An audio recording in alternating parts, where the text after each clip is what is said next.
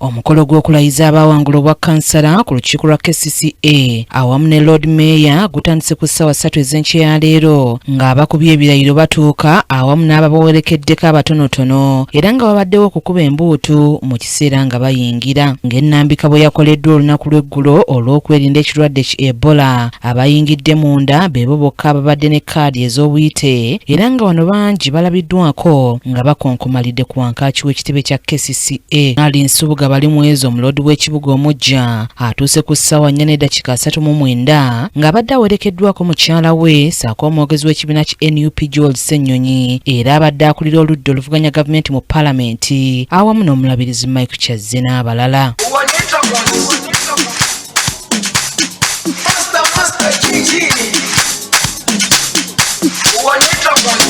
Akaseera mpawe kazira okulayira kutandise era bakira buli abadde asituka ng'awerekerwako obuyimba obw'obuwanguzi naddala obwekuusa ku bibiina by'obwobufuzi bano bye basibukamu.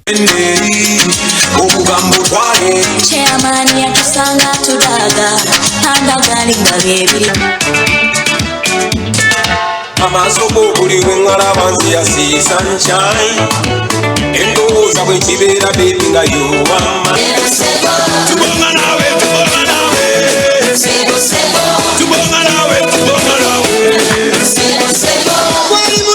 tandina nyonyogera namufuna mukama ina love nabagoba muziki wa tabaida and let me dance for my god dongo dema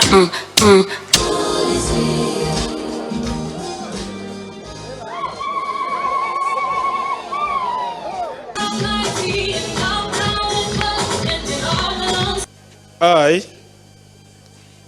Kalyango Shafik, Solomon La Femme, that I'll be faithful. John Mary Sebu. Swear in the name of the Almighty God. Be everywhere. And you be Kampala yetaga engineer. Kampala Balimwezo Loodimmeeya. Of the Republic of Uganda as by the law established. So help me God. People power. Buli abadde amaliriza okukuba ebirayiro ng'akulira ekitongole ki Kcca Hajjati Sharifa Buzzeki amukwasa ebikozesebwa. I, the Executive Director, Kampala Capital City Authority, officially invest you as a councillor of Kampala Capital City Authority and hand you instruments of power. Omuloodi w'ekibuga kaakano omuggya Ronald Nsubuga mu kulayira akkiriza okutwala obuvunaanyizibwa era ng'oluvannyuma ssenkulu wa Kcca Hajjati Sharifa Buzzeki amunaanisa ekyambalo ky'obukulu bw'atutte obwa Loodimmeeya saako n'ebigenderako.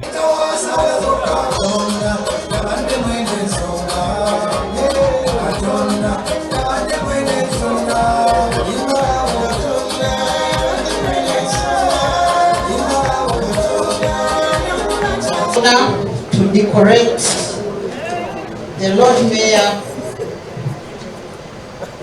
and this chain you see was given to the first mayor of Kampala in 1950. I now decorate Salongo Balimwezo Ronald Nsubuga.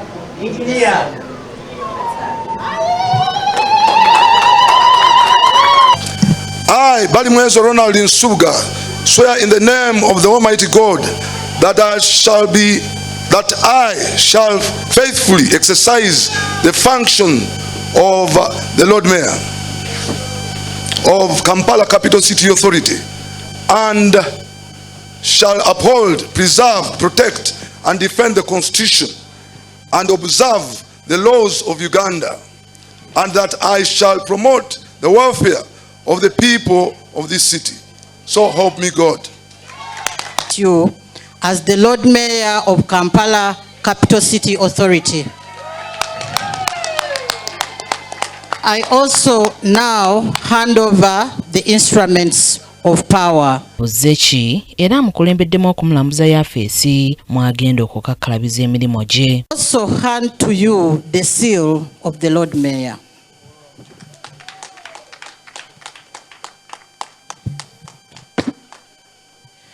From here, we will proceed to show you where the office is and some of the items. Oluvudde eyo, omuloodi aliko empapula z'ataddeko emikono.